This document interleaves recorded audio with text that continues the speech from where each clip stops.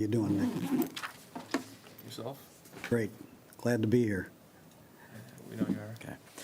All right, time now is 7:30 on today's date, Tuesday, July 13th, the year 2021. As you can see, we are here in Chambers. We will call this meeting of the regular meeting of the Planning Commission to order. If you'd now please, before we move forward, silence your phones or turn them off, which I will do. All right, and if you I would turned please. off your alarm for 6:45 a.m. Great. every Monday, Tuesday, Wednesday. Nicely done. Set by example. Thanks, Lexi. Don't be that guy. All right, if you would please stand with me for the Pledge of Allegiance. I pledge allegiance to the flag Of the United States of America, and to the republic for which it stands, one nation, under God, indivisible, with liberty and justice for all. Wow, what unity. Wow. What unity. Better than on the phone. better than our Zoom ones. Not used to that, that's great. All right. So next, item 3, roll call, please. Mr. Georges? Mr. Kucera? Here. Mr. McHale? Here. Mr. Nushai? Mr. Pernick? Ms. Redmond? Here. Mr. Sadaki? Here. Mr. Shepard? Here. And Mr. Watson? Here. Okay, next, we have approval of the regular meeting minutes from June 22nd, 2021. I'll make a motion that Good. we approve the regular meeting minutes from the June 22nd, 2021 Planning Commission meeting. Support. Okay, we have motion support, discussion. Seeing none, roll call, please. Ms. Redmond? Yes. Mr. Sanaki? Yes. Mr. Shepard? Yes. Mr. Watson? Yes. Mr. Kucera? Yes. And Mr. McHale? Yes. Motion carries. Thank you. All right, next. Put it in the drawer. Next, we have public discussion items that are not on the agenda. Does anyone wish to speak to anything that is not on the agenda? Do we have anything in the studio, anybody in the studio airwaves? Oh, we do not. Okay, I'd like to make a comment then. We are showing on our board outside, if anyone wishes to know some of the items going on in the community, to get on Facebook. Okay, I would just make a comment that, is everybody available to get on Facebook? And how do we communicate to those that aren't on Facebook? Are you suggesting that they don't put that up there because not everyone has access to it? Not everyone that I'm aware of has access to it. Yeah, but Do you have to have a certain amount of equipment, cell phone, things like that? Does everybody have that? Before, you used to send out those quarterly booklets that would have the schedule of events from the different groups and like a calendar down the line during like the first quarter, second quarter, items like that. I know that was before the pandemonium, but now that we're starting to get back, just some thoughts going back into that so that the community could be aware of everything that doesn't get on Facebook. In fact, I'm not on Facebook. Yeah, things are on the website too, and pretty much almost everything is going to be available on the web now. Even the newsletter is going to be something that is online. They're not doing print anymore. Okay. But this way, the public, anybody that's watching from our home studio audiences, this way they have an idea of where to look. Right. The website also carries things, so Right. all the departments are on there, and people can find out what's there. Advantage to that is that news can be updated and changed, where once you print something, It's there, right. Once if the event was canceled or something changed, there's no way of getting that information back out. Is that, is our city website on the board as well, or is it just the I don't know, Facebook? I haven't looked at that running board in a while, but, I think it's pretty much in most places, it's cityofclawson.com. Yeah.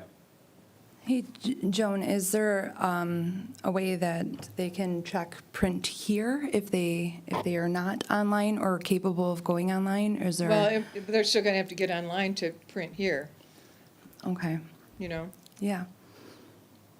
so, but anyway, information is there. I just don't think it's gonna be print anymore, just like the newspapers even. Print media is Yeah. kind of Right. not the thing. It's not a premium site too, right? So Yeah. there's no Right. premium content that we could charge for somebody if they wanted to access anything or, Not that I'm aware of, Glenn. all right. Just as an alternative, now with the library possibly being open, would that be accessible to the computers in the Oh, library? yes, Okay. yeah. It's our website, the city Right. website. Yeah. We just want to do a public service announcement so that we're trying to cover all the bases on this. Jim just wants to sell raffle tickets on this, show once in a while. Don't know if we're going to have them yet. Don't know if we're going to have them yet. All right. Does anybody else have anything for public discussion, or is there anybody else who has joined from the public online? Oh, just another safety item, too. People, when they get to those crosswalks, please hit those buttons to hit that flashing light, because the cars are not going to stop if you don't hit the button. I've seen a couple of close calls, and the buttons are there to be pushed as a safety factor. All right. And nobody else from online? Okay. All right. All right. Anyone else? Public discussion? No? Okay. Seeing no other items for public discussion, we'll close public discussion and move on to other business. And the first item of other business is zoning ordinance amendments, residential lot coverage. Joe, you got it? Good to see you, by the way. Thanks. Yep. Sorry I was late. Honestly, for me, the transition to remote meetings was easier than the transition back. You weren't hampered by 75 closure, were you? No, I'm coming from the other direction, Gotcha. thankfully. All right, so we're picking this impervious surface coverage topic up again from last time, and or maybe it was 2 times ago. I guess it was 2 times ago. Last time we kind of discussed, all right, how do we want to handle this? Basically, I looked at a bunch of local zoning ordinances, and there just aren't a lot that discuss impervious surface coverage on residential lots. Most of them have a simple, lot coverage standard, and it applies to buildings. And the ones that do have a lot coverage standard that applies outside the building footprint to your impervious surfaces as well tend to be more geared toward kind of preserving a certain amount of open space on the lot. And they generally deal with the lot as a whole. One of those is Bloomfield Hills, which I kind of put aside because theirs is like a really stringent, like 80% standard, and they've got all these huge lots, and it's just a little, it's not something to pattern anything off of for a community like Clawson, which has much smaller lots and things. It wasn't going to practically work as an approach here, but what I've done is I presented the text I included last time with all those sort of placeholder percentages, and I repeated it at the end of the memo along with kind of an intent statement that I wrote to introduce that standard. And the intent statement basically talks about, well, I'll just read it. Excessive impervious surface coverage can harm the aesthetic quality of neighborhoods increase urban heat island effects, and impair the ability of land to absorb stormwater, contributing to flooding and erosion. In order to prevent these effects, impervious surface coverage of a residential lot shall be regulated as follows. So that kind of tells you why we're doing it. And then we're sort of repeating our residential lot coverage standard. Buildings can occupy up to 35% of a residential lot. That's the standard we already have in place. And then it applies a minimum open space standard, which goes to the whole lot. And then I've got two other items in there. One is areas of impervious surface shall not direct water onto neighboring properties, which I think is kind of a no-brainer type standard. We don't want someone to build a patio that floods their neighbor. That's really, it's in our engineering standards already, but I think having it here kind of reinforces that. And then the last one is in a front yard or exterior side yard, paving shall be limited to a permitted stoop, porch or patio, customary walkways, and a driveway. And really what that's trying to do is just tell people what we want. It's not a hard and fast, this percentage of your front yard can be, impervious.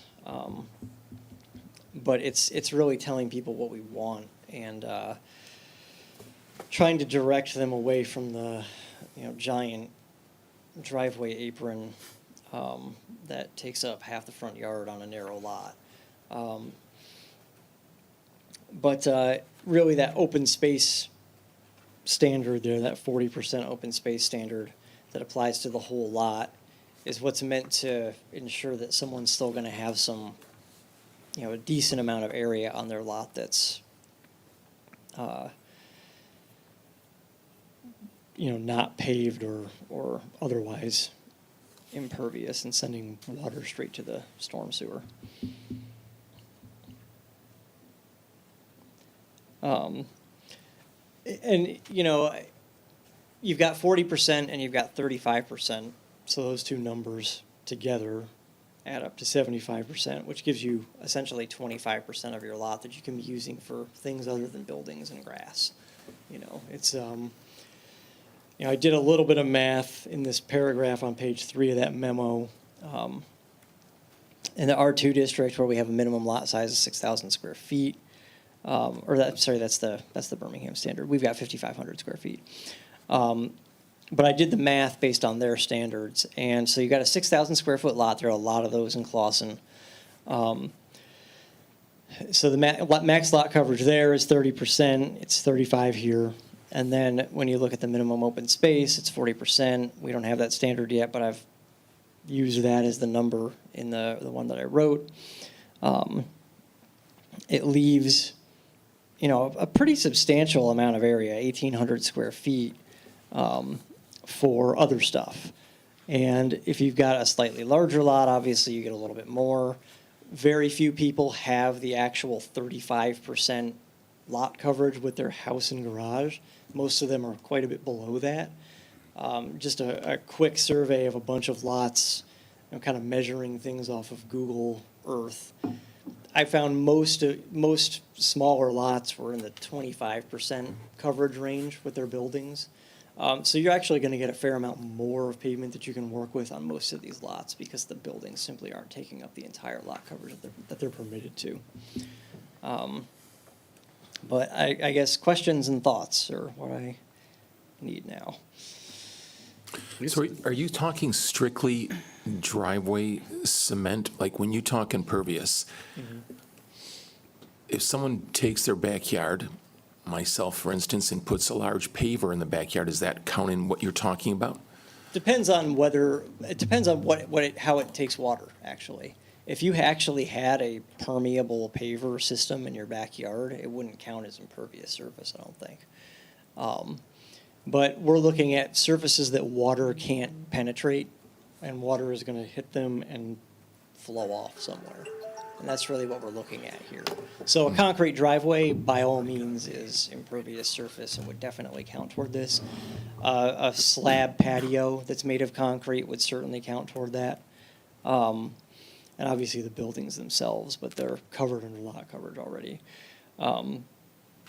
But yeah, if you had a gravel area or some sort of permeable paver system, no, I don't think that would count. Because even pavers they're built on sand. And so sand, by its nature, allows a lot of moisture and water to pass through it. Right. Yeah, So exactly. it's when you start locking the pavers and bricks and cement, that's when it becomes an impervious surface. Yeah, or mortaring them, yeah. And the other thing to consider, I guess, with that 40% open space standard is that you've got a front yard and a side yard that doesn't have a driveway in it on most of these lots, so all that counts. So anything that's grass in your front yard counts toward that, and that might be half the 40% on some lots. So you're just looking for a little bit extra in the back, typically. Joe, I actually have a couple questions. The 40%, is that just based on what you found in Birmingham, or? I used it as a starting point. yeah. Okay, because I actually went on EGLE. I don't know if you're familiar, but it Sure, kind yeah. of goes into like wetlands, and so Birmingham still has 29 acres of existing wetlands, where Clausen has zero. Zero. Yes, and Clausen was primarily, from what it showed on the map, wetlands. So, and I know that you're not any type of engineer in that way to know proportionally what we should allow, but it seems as though if we have zero, but we're more so wetland, that we should be at least a little bit higher than the 40% in terms of what our soil might be capable of holding. I don't know. Does that make sense? You know, and I even went into Bloomfield, West Bloomfield, and of course, they're still at like Birmingham's still at 98% loss. We're at 100% loss, but, you know, West Bloomfield is at like 82% or something. So I think in terms of seeing the long-term scope of effects, that possibly 40%, and I don't know the magic number, but might not be enough in order to offset our soil. I'm not an expert. I mean, it's an interesting question, and I guess, you know, to a degree, I mean, like I said before, like Bloomfield Hills has districts where it's like 80%, you know, is required to be landscaped open space. It's what their standard is called, landscaped open space. And I think you get a driveway exemption, like a 10-foot wide driveway exemption too. You're going to be a little over or a little under 80% open space on those lots. But, you know, and they probably have very little wetland loss there because of the way it's been built over the years. You know, I think what we're trying to balance is the damaging effects of too much impervious surface with the ability to, you know, reasonably do things with your lot. And when we have lots that are this small, I think when you start getting above that 40% figure, it becomes pretty restrictive pretty quickly, where people who want to put the decent sized patio in their backyard and maybe also have like a you know, a small swimming pool or something back there, they start to run into problems with their open space pretty quickly. So, you know, 40% is kind of, you know, I was sort of looking at the 40% plus the 35, and when you add those together, you're at 75% of your lot that you can have covered with something. It's a lot, but it also, I don't know, it feels like when you look around town at the smaller lots in particular, a lot of them are in that range right now. They have a lot of their backyard occupied by things, including, you know, the garage included. You know, you could potentially go 35 and 35. Or so you'd be at 45, rather, 35 and 45. You know, I don't think it would make that much of a difference, but if you start getting to that open space where you got to be at 50% or something, I think you're going to render a lot of properties that exist in Clausen non-conforming. And suddenly you're gonna have people who can't really do much with their lot. How many non-conforming sites are there right now that would fall under that? Yeah, I don't know a precise number, but with the standard that I've got in here at 40%, it's probably a handful. There are definitely sites that don't meet the standard, but I think most of the sites that I took a look at seem to be pretty well in line with this standard. I'm just thinking- They had a little room to move. Okay, I'm just thinking of those sites that have, built-in underground pool, or Yeah. in-ground pool, I should say, and that, then they have pavers or concrete surrounding it, how much that is impacted. Yeah. And I'm just curious, as far as, when we were talking about as far as making impervious surfaces on the existing properties, are we going to run into a problem with large lots that then get split? The fact that, a large lot would then have a restriction on impervious surface, but then if you divide that, then that goes away and it now falls under the smaller limitation for the divided lots. Now, is that going to prevent that from happening, or? Well, if you've got a large lot and you have the 40% open space standard, let's say you built on half the lot, kind of anticipating that you were going to split it someday, then you're kind of looking at, when you split it, where are you on the part that's already developed? And I guess if you went, pretty wild on impervious surface on the part that you built on, Yeah. you could have a problem on your hands where Okay. you're suddenly over. But you'd have to put a lot of pavement on it. Okay, it's something that occurred to me, I'm like, wait a second, we've got, of those parcels that you could possibly do that, there'd be math involved as far as that you couldn't build up on those properties, but then by cutting it in half, all of a sudden, then that takes away that restriction, or does it? Because, again, that you couldn't do that before when it was a larger lot, and now you've done it in two, and now you've doubled the impervious surface. Yeah, well, I Not mean, necessarily, a fraction larger than what you may have had. 40% of a 10,000 square foot lot is also 40% of two 5,000 square foot lots, I Yeah. guess. So Well, it doesn't I guess you're- really make that much of a difference, I guess. Yeah, if you're going to tear it down, whatever it was before, right? Yeah. Yeah, Okay, right. okay. So when if we talk about, I'm sorry, go ahead. When we talk about these, though, in these enforcements, are these things that we can actually enforce? So we do have the ability to say to someone, no, you can't build beyond this point? Okay, so we can do Yeah, that. you can, yeah, absolutely. that's Because when they fine. come in with their plans, you could say, this is a little too much. Can you dial back the concrete here, or maybe do pavers instead or something? And then you're bringing them in line with the standard, basically. Okay, good. Well, what I was wondering if there, and did you have a question? But I was Or going that- along the same, my same thought, but this is, right now, nothing is passed. If we endorse this, if we pass this, people that have the existing problem, they're grandfathered in, I believe. Yeah, they'd be non-conforming. So then the control would be our code enforcement and engineering department, I assume, on that. Ultimately, yeah. The yeah. one site that I can see is going to be affected right now, or could be affected, is Mary Liz, her Three Cats Cafe. She's on a Well- hold putting in that parking lot, and she was talking about putting in that permeable concrete until she found out the cost of it. This is the R1 and R2 districts, so it wouldn't apply there. There's kind of a,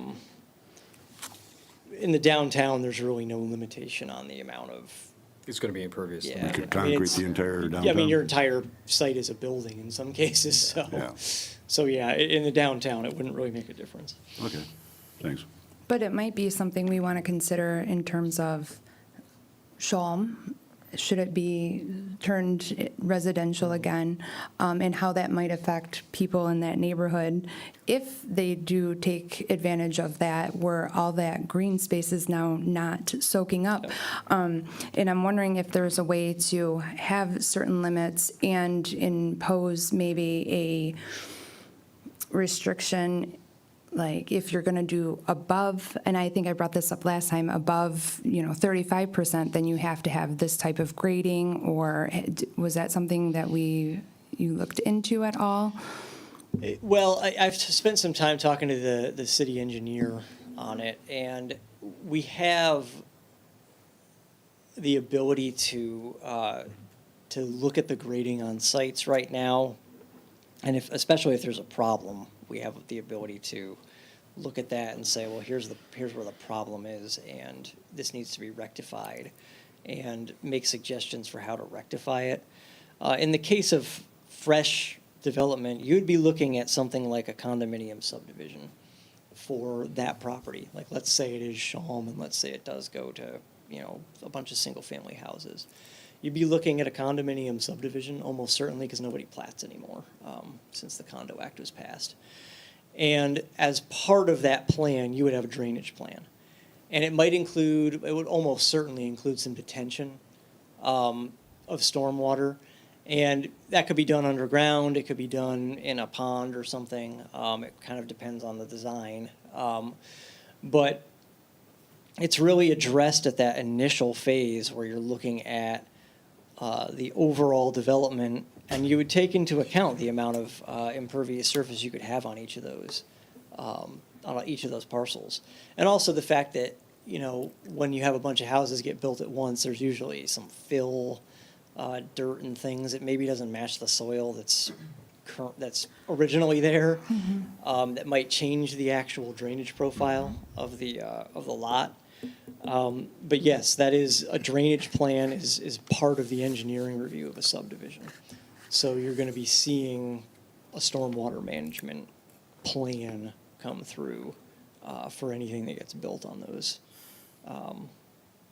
those sites.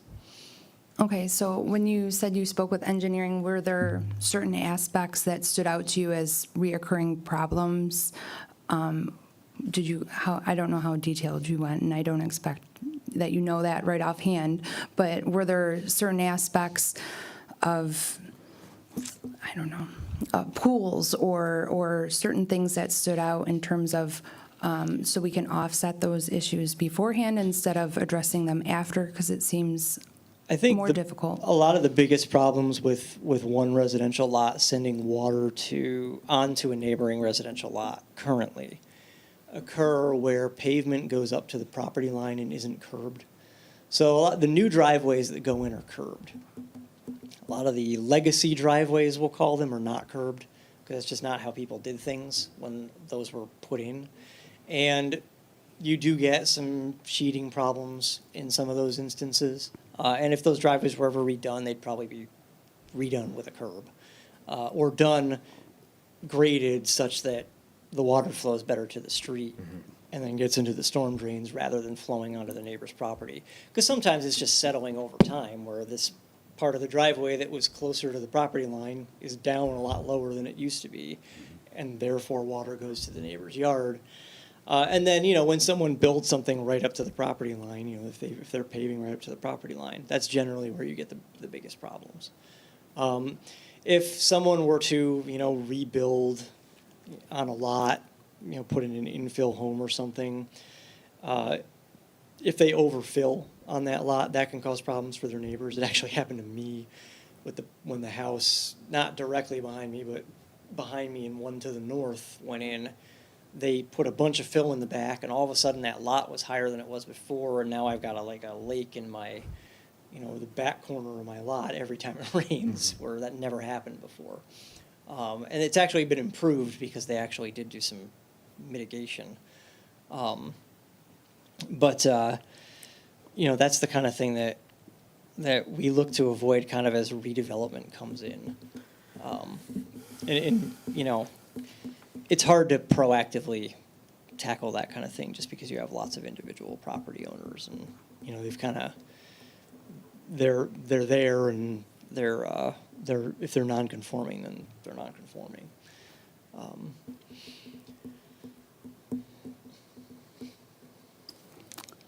I have a question. As far as a mathematical equation, we would take the square footage of the original lot Sure. minus the square footage of the house, minus the square footage of the driveway and any approaches, cement to the porches, things like that. Sure. And then any other, if they've got a garage, that would be another square footage that would be deducted from that. Okay, that's just in case the viewers at home want to try to calculate this out. Now, by comparison, you mentioned Birmingham. Okay, now along Eaton Street between Sure. 15 and 14 Mile, now they built up their houses where I see a little bit of the front yard, but they did beautiful jobs of adding height, depth, and attached garages to the back. Sure.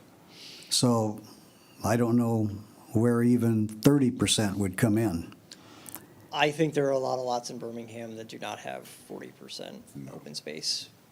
And I think they're not close on them because the houses, in a lot of cases, are just so huge. I mean, but I've heard in my travels in Clawson that the kind of Bigfoot house is actually something that people really don't want to see a lot of in Clawson. They want to see houses that are proportional to the lots. And understood. I think a lot of that is is generally what's being built here. Is a lot of the newer ones, they don't look too huge for the lot usually. Birmingham has kind of the opposite situation where the houses are as maxed out as they possibly can be. And a lot of them look a little bit, comical on their lots. Disproportionate to the but- rest of the neighborhood. Yeah, Right, would but you- in retrospect, these homes were reconstructed and updated to those extents. Oh, sure, yeah. Yeah, I mean, they weren't the original homes because you still see some in the neighborhood that way. But there's quite a few that have gone, and not just the Eaton south side of 15, but other areas throughout Birmingham. So Sure.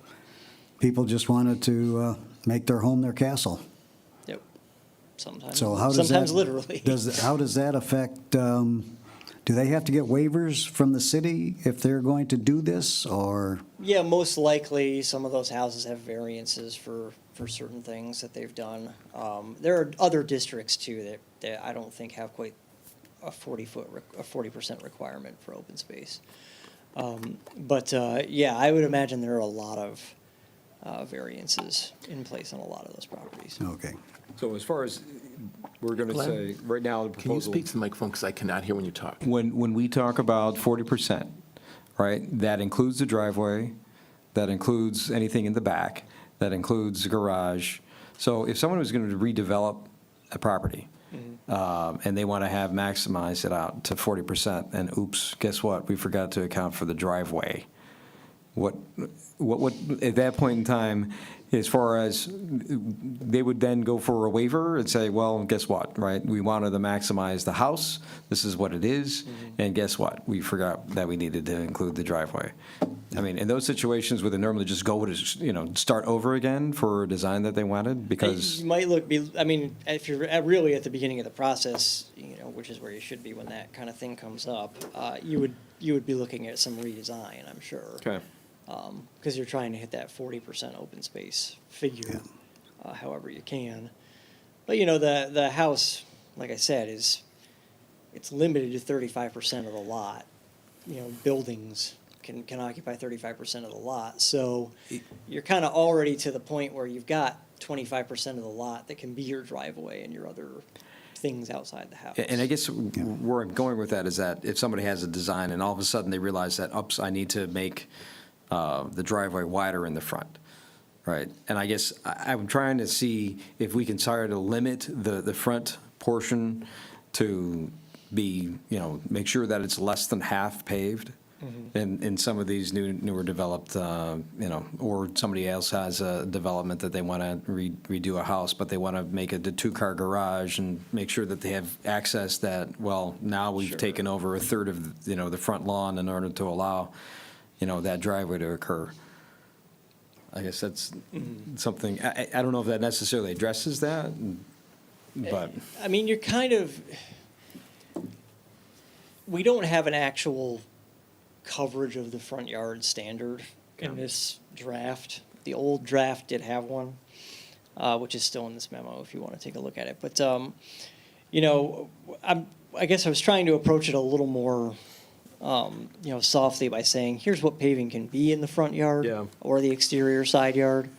And kind of letting the 40% control it otherwise. Okay. Because if you want to do stuff in your backyard, you're going to have to find your 40% somewhere. Mm-hmm. And your front yard's a pretty good place to find it, I guess.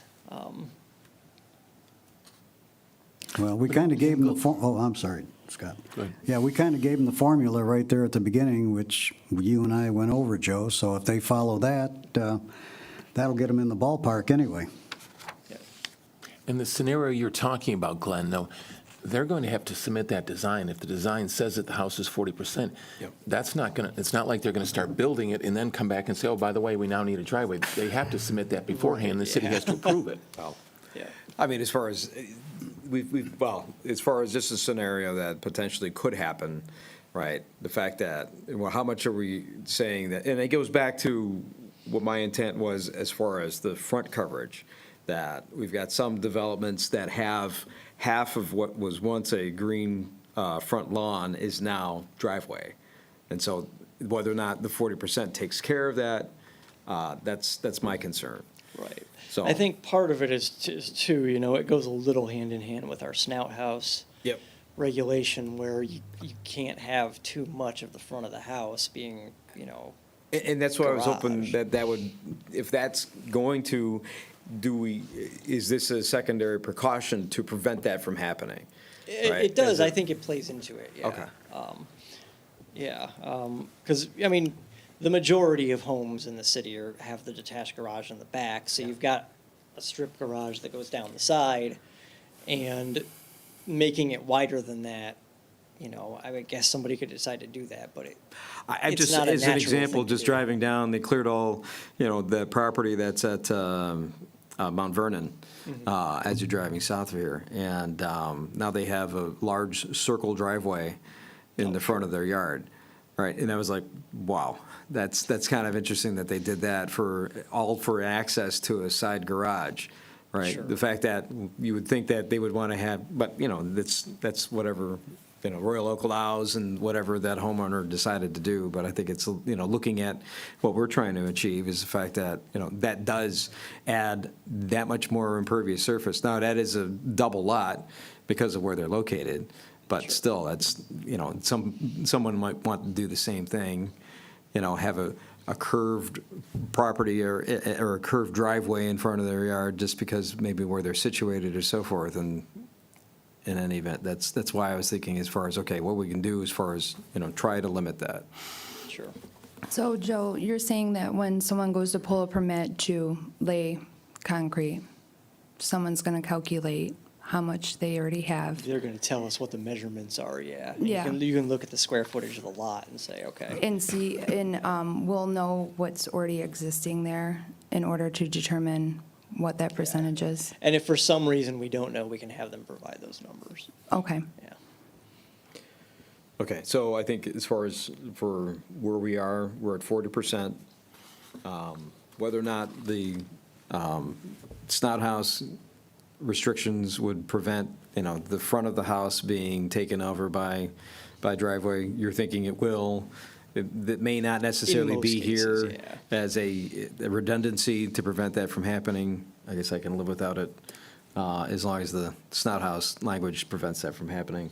But then, Aaron, your concern is as far as whether or not 40% is adequate, or you want maybe, Well, I didn't know what that number was based, I'm not No. a professional at this. Sure, and I sure. didn't know if To- you spoke with engineering. I wasn't sure if, since Clausen is more of a wetland traditionally soil, if our soil, and I know it's hard to tell now, let's say everybody went out and did 40%, if our soil can withhold that. And I know you might not know exactly what that number is, or if that's something you've explored. I was just curious. or clay. And for traditionally, the wetland was, the park, for the most part, was a swamp. From what I recall from what Mr. Albus, when he was here, would talk about, the fact that the north side tends to have much more drainage issues just because of the way that the land and the soil was there originally, and that there used to be a stream and a stream bed that fed into Red Run before the rest of this community was developed. And so you can still see vestiges of it, and you can also still see the embankment of what used to be a beach as you drive up Samoset. So everything flows towards the southeast from here, but you still have those pockets, like in the north part of Troy, where they have I can't think of it, whatever the hydro drainage situation is, that they have swamps, but they're at higher ground, right? And then we have the same situation in the park. So you've got all those situations that, we may not necessarily have a drainage issue on the southeast side, but we certainly do on the north side. Clinton River. Joan? To Aaron's point, the amount of surface, this might be something that the Sustainability Committee can do a better job of getting the word out and explaining to people about pavers being something that they might want to consider over concrete, and that crushed stone is something that can be used, and all the ways that they might not be thinking of, because concrete is what comes to mind, but there are other choices, and we really need to do better on getting people to understand that, especially in the light of the, floods that We just occurred a dodged few by, years ago. 15 miles? We Yeah. literally had the same thing in 2014. Right. So, given that there were lawsuits done, it's really something that we need to look at to get less impervious surface. And I don't know, but if there's we still require, I'm just gonna throw this out there, we require driveways to be concrete. I don't know if that's, Yeah, that is something that we could look at, and that's actually a probable topic of study for the Sustainability Committee, actually, is, there are numerous ways to do a driveway that don't involve paving the whole thing, but still lead to a stable driveway that you can use all year round. Such as what? So- Pavers? Yeah, well, there's pavers, but there's also the two-strip approach where you have basically tire strips rather than the whole thing being paved. There are a few examples in town. I could try to get some photos of them next time I'm around. Well, I like your crushed idea, right? It doesn't necessarily have to be gravel. Out east, they use oyster shells for many different areas. Sure. So you're telling me that you're going to have someone that's building a new house, and you think you're going to be able to tell them that they can use pavers or a two-strip going up to their house? Do you think that people, is that something the city can actually make somebody do? It's not something we can make somebody do, but it's something we could tell them they can do if they want to. It's ultimately, it's all going to be a voluntary thing. I don't think we're ever going to require that necessarily. But it's one way to get more, permeable surface on your lot, if that's what you're looking for. But show of hands, who would be comfortable with a two-strip driveway in front of their house right now? Right now? Right now, if you had to, Well, tomorrow you I got to have- switch to a two-strip driveway, would you do it? I have pavers, so. Would you do it? I'm just asking you, who would It do a makes it hard two-strip? for when you have kids, when you're rollerblading and riding bikes. It is hard. Yeah. You can't quite get the tricycle down there Yeah. the same way. Probably I a It agree. depends on the outcome, Yeah. right? If Yeah. it meant that my backyard didn't flood, then absolutely, right? Because the fact that I can't use my yard right now because it's standing water, right? Now, if it was because of where that, the way that originally that concrete driveway was, and they just put pavers once they replaced it, right? If it meant that if I could have something there that would drain the backyard so I have better use for it, yeah, absolutely. Okay, so you'd be willing to do that. I don't think the rest of us would. I just think that if you're putting in standards that aren't realistic, if you're saying to someone, hey, new house, by the way, you need to get that two-strip thing where you're going to have Well, land I in the don't think middle. we'll We're ever not do doing that, that. though. We're not saying Yeah, that. not a standard. I don't think we're ever going to make that standard. Yeah. But, It's something, it's a letting people recommendation, know. right? So that's part of what we're talking about, is that there are certain things that you should start to think about, rather than this is the way that the building standards have always been. And, oh, by the way, guess what? That's also contributed to the amount of flooding basements that Right. we've had over the past, because of what we've been doing for the past 40 years. It's just another way to rethink it. And right now, the driveway is required to be concrete. And if, it would basically, you would be taking a requirement away to Yep. give people more options. Back in 52 and 53, when the homes north of Elmwood between Washington and Main Street were built, that they had strips. Sure. Everybody got rid of them because they wanted a garage. Yep. Even if it was a 1-car or 1.5-car, driveways went in, because that's the first thing people filled in there. So. And from a safety factor, oyster shells and stones are nice if you're in Florida or Arizona. What about the snow and safety? We have to try it. Somebody's out there who's probably going to do it, right? So we'll see. I mean, as far as, I don't know if there's anybody that, that has that currently in Michigan, right? But if they want to give it a shot. I mean, somebody has 2 strip driveways, right? What do? I'm sure there's somebody out there in the Northeast that has something similar.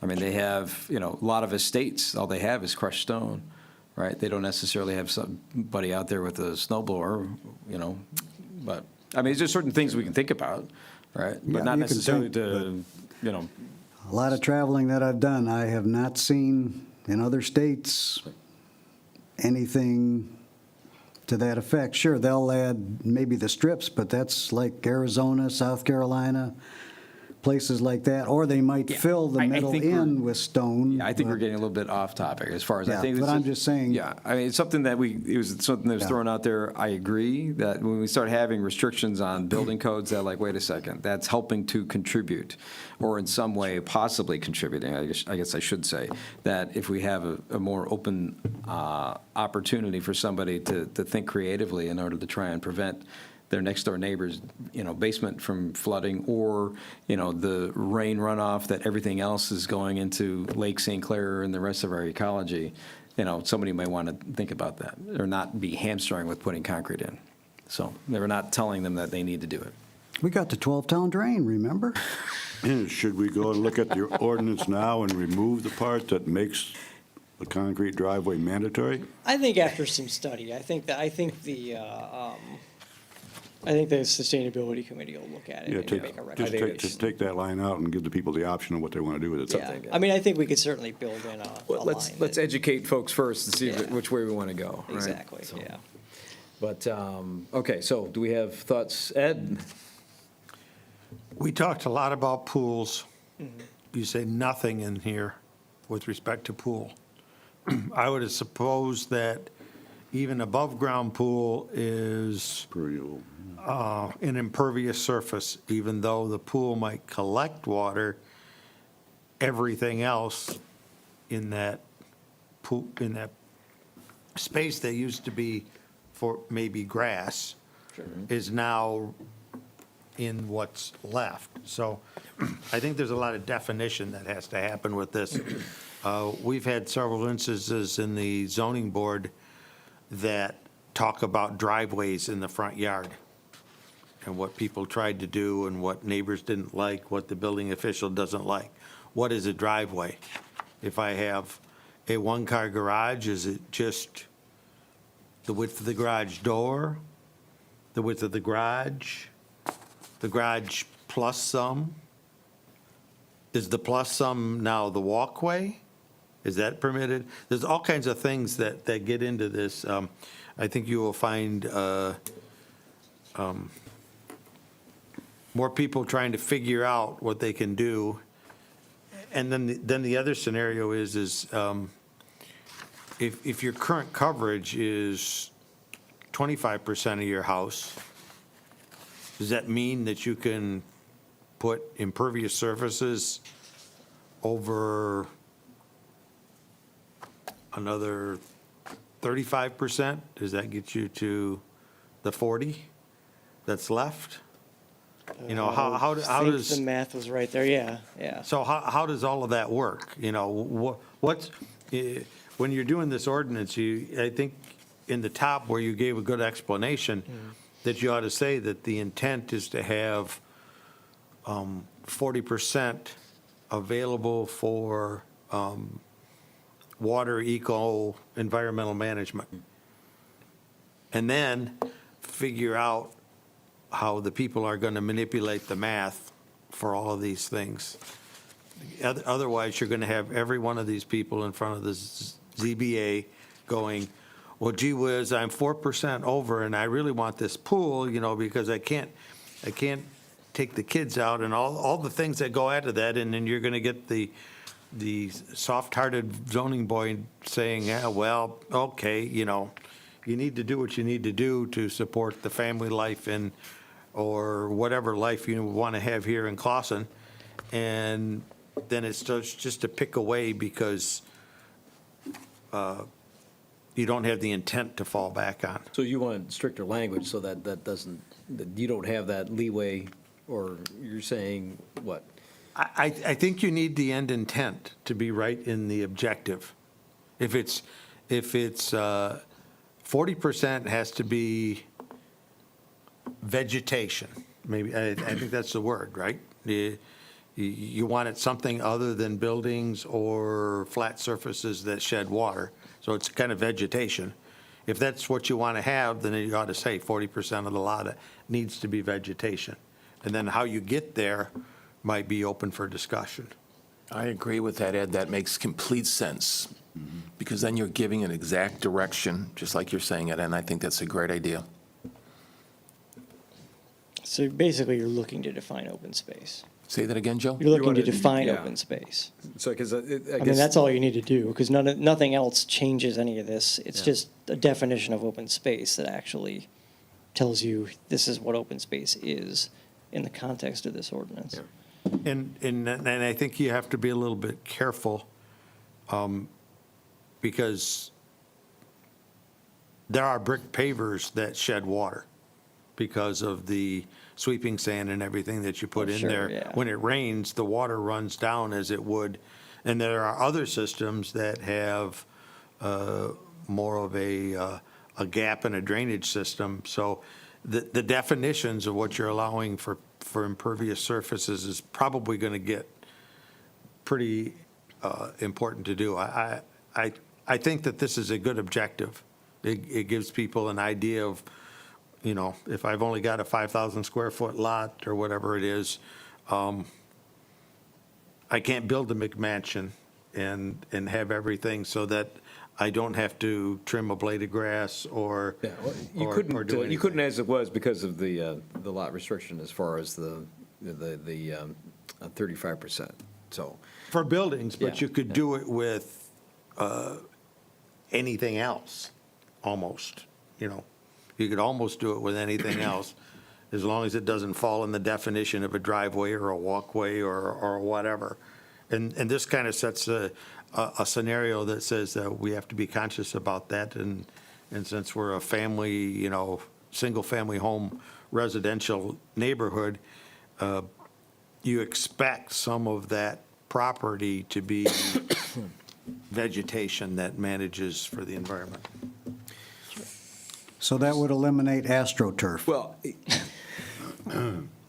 so, but again, as far as what you're talking about, the definition of open space, right? So, you know, then you start talking about the permeability of some of these other surfaces, right? So, Sure. and again, as far as crushed stone, crushed whatever, pavers to an extent, you know, what is their permeability?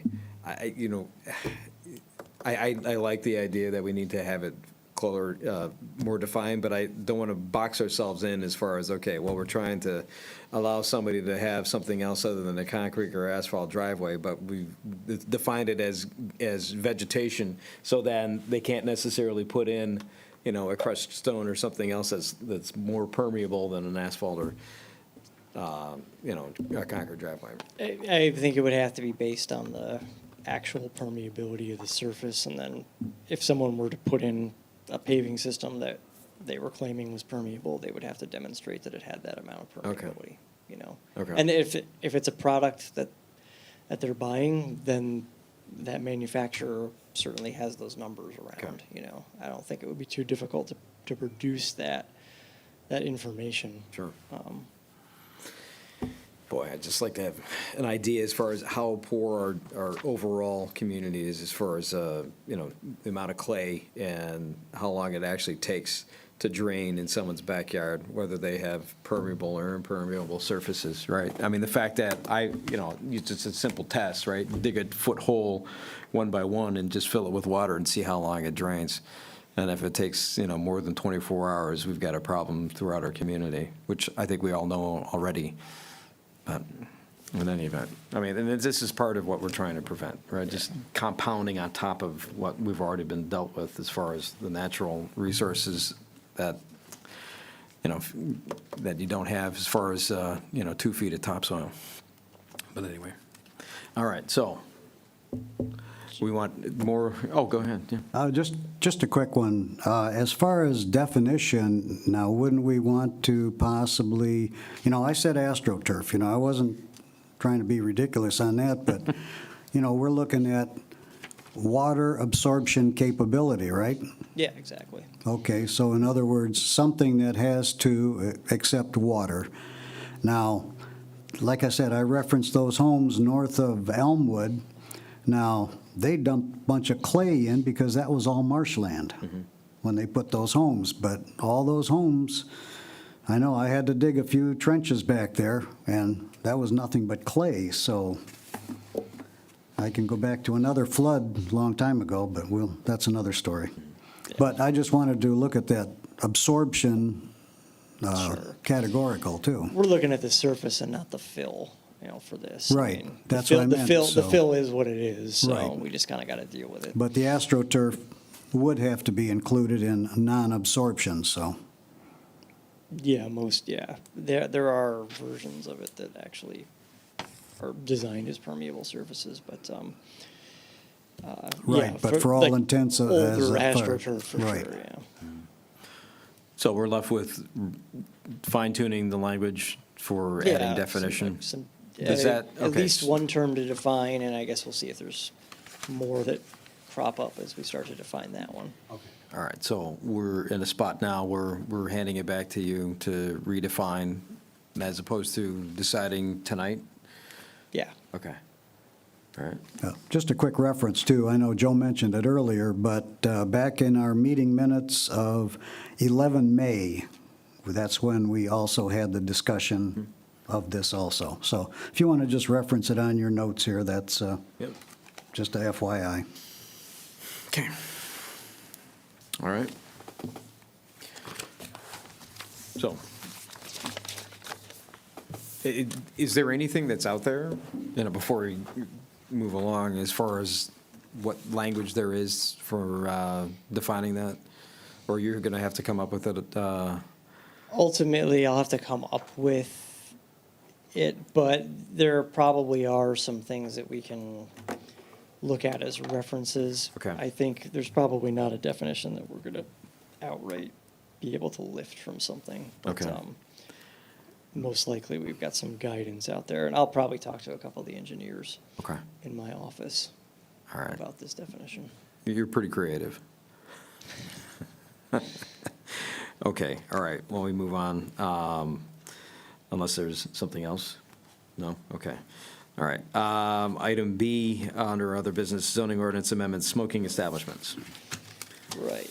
So this is one that it's come up a few times. And I think most of the times it's come up, it's been kind of tire kickers, people who are like, let's see if someone will just let me open something.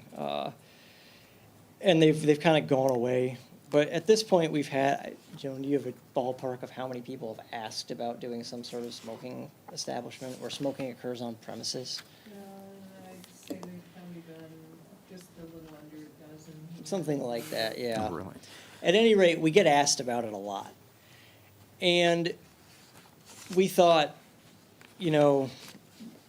one of these times, it's not just gonna be a tire kicker. They're gonna actually come in with some sort of proposal. So we should probably get ahead of this, and actually have something in place that says what these are and where they can be. So I have, I've put together this memo, and I've tried to give you a little bit of background. Right now, we don't have anything in the zoning ordinance that specifies what a smoking establishment is or where it could go. So what you'd have to do is basically look at, similar uses, and if it's somewhere where bars are permitted, probably a place where people come and consume something else is going to be permitted there as well. So that's the kind of view we would probably have to take on it if someone were to come in with one of these uses. So we have a law, as you know, back in 2009, smoking was prohibited in most public places in the state by the Dr. Ron Davis Smoke-Free Air Law, PA 188 of 2009. So what this law did is it actually, it's not a standalone statute. It modified the public health code by placing regulations on smoking in public places. And it grants a few exemptions from the law. One is the gaming floors of casinos. We don't have any casinos in Clawson, and it's not going to happen, so we're not going to worry about that. But tobacco specialty retail stores and cigar bars are things that potentially could come around. And the only way to qualify for the exemption that applies to these uses is to either have been in existence prior to the adoption of the law, or to buy an existing exemption, of which, of course, there are a very limited number because only a few of these things were in existence prior. Explain that further. I don't understand what you mean by buying an exemption. So basically, if you were a cigar bar prior to that law being adopted by the state, and you meet the criteria that are in this memo here, you're making more than 75% of your revenue from the sale of tobacco products or in smoking paraphernalia. You're physically separated from any other premises, and you don't allow minors into your business during your hours of operation, then you would qualify for an exemption from the prohibition on smoking in public places. But when you can buy come- that, does it have to be an existing business in your city? Or can it be in another city and It you can can be buy it and bring it to yours? Anywhere in the state of Michigan. Oh, interesting, okay. It's an open market. It's not quite like the liquor licenses where there's like these quotas and things. It's anywhere in the state of Michigan. And I don't know how much these things cost. I get the impression that they're fairly pricey when they do go on the market because there are so few of them. But I know that in particular Shelby Township was dealing with this a few years ago where they had a whole bunch of people buy these licenses and come in and they didn't know what to do with them because they had never thought of the use as its own, specific thing. Excuse me.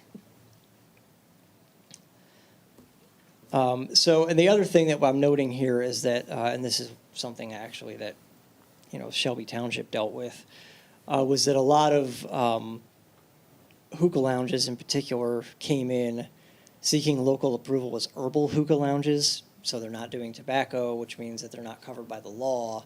And then, 3 months after they opened, it was pretty obvious that they were actually selling tobacco on the premises. So it's kind of a workaround to get established, and then you're using it to skirt the law.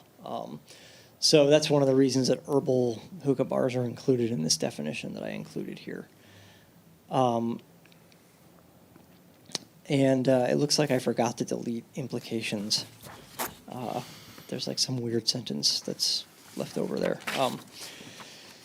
But basically, I think what we're asking you to do is consider where these uses are appropriate, and then look at this definition and see if it makes sense for you. And then what we would do is we would kind of insert this as a use in the districts that you felt made sense, and insert the definition.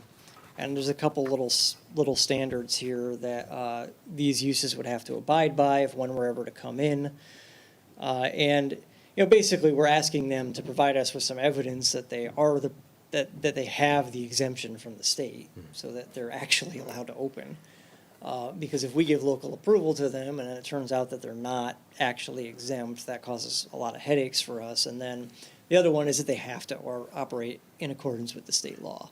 And, that should be kind of an unspoken thing, but nevertheless, I think it makes sense for us in our ordinance to refer to that and make it clear that we're deferring to state law as far as what their operations can be, because we don't have our own local anti-smoking ordinance. But So, Joe, Go can I ahead. ask a Yep. question? So there's not they're not overseen by like Laura then, right? There's not a specific license that oversees like, can they serve food and like where we might see in terms of alcohol or cannabis or something like Sure. that. I had the question when we were talking about cannabis is federally, how are we held accountable as a city? It seems, are we held accountable in terms of liability if we don't check those things for the exemption?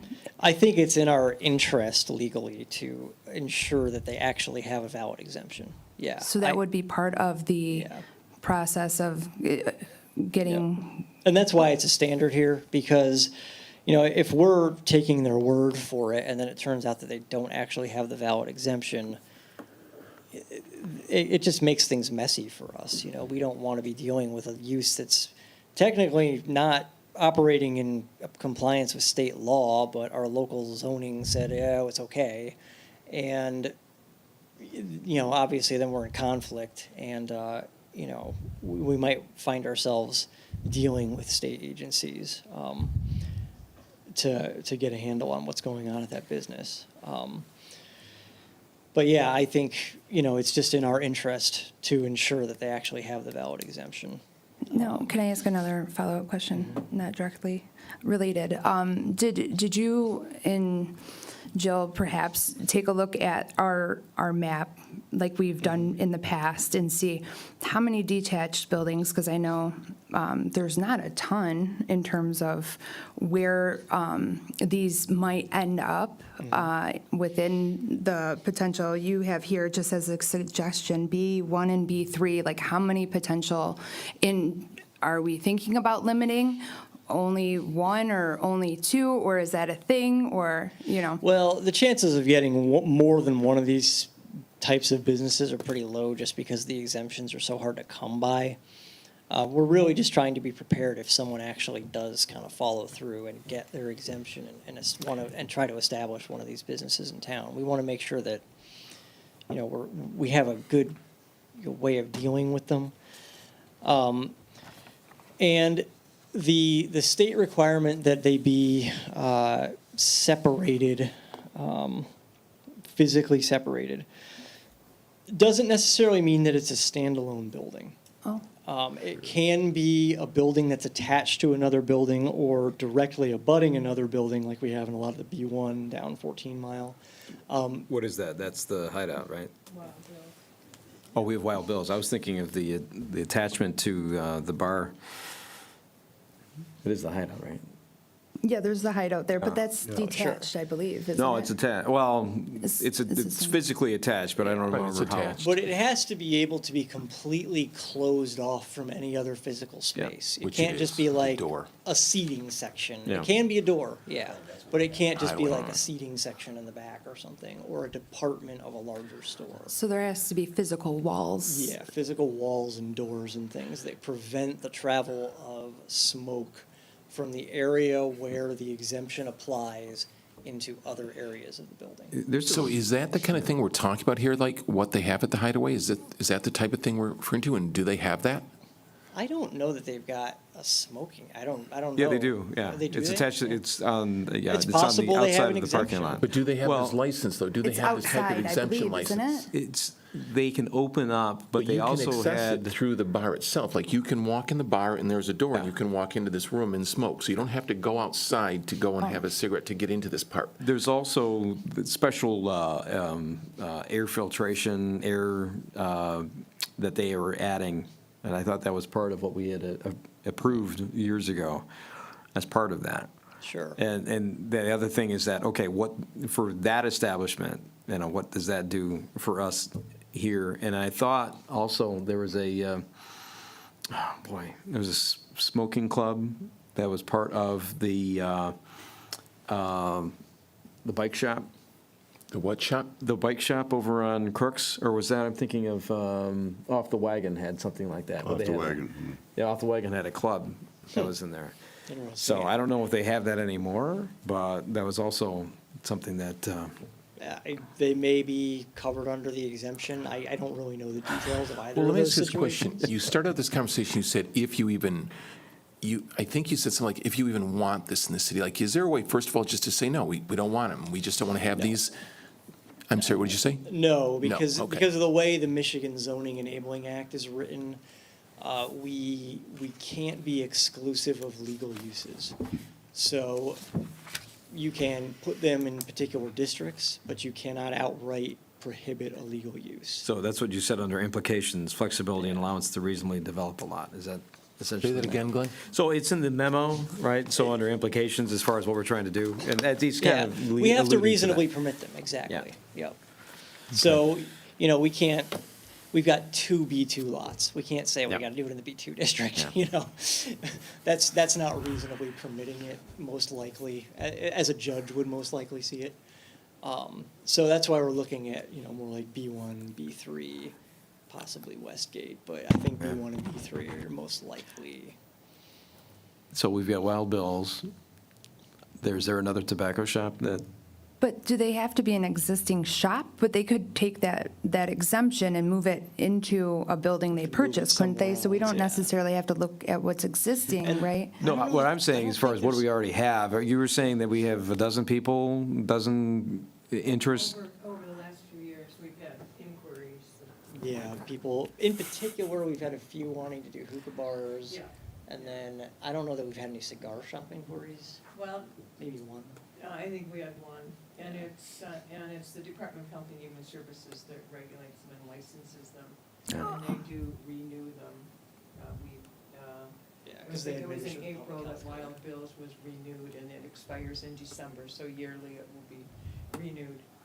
And are they held, do you know, to a criteria of clean air? I can't Yes. imagine, like, There's ventilation, Oh. yes, there are things that are required for that. off the top of my head, I think of those little places along 14 Mile, like Motor City Barbell or something, like someone setting up next to that could be not wonderful for them. Right, no, there's standards that they have to go by. Right. So I Okay. don't know about the other two places that you mentioned, because I've only received this from, the new licensing, the update for Wild Bill's this year, so I haven't seen anything on the other two. And But if I they recall, don't- But they're not allowed to, they can't smoke in Wild Bill's, or can they? They can't, can, it yeah. is a cigar bar, and Yeah. they do have Oh. the license from, Department of Health and Human Services. Oh, didn't know that. Yeah, there's smoking chairs in there. And like I said, as far as when Off the Wagon first came up, it was after their approval that they were seeking a club with lockers for cigars that were in there.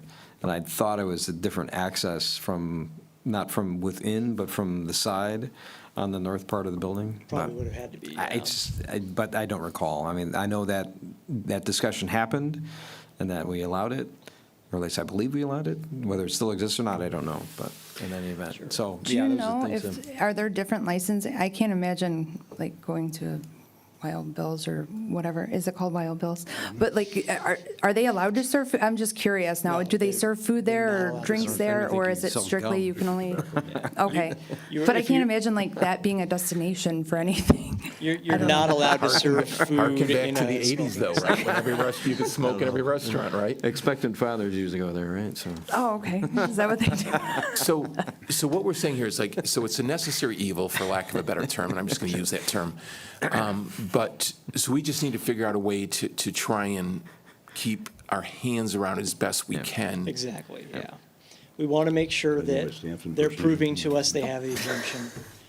We want to make sure that they're Cohiba? operating in accordance with state law. And we want to make sure that we know where to tell them that they're permitted if someone asks, basically. That's So really isn't- what that's it our is. biggest thing, though, right?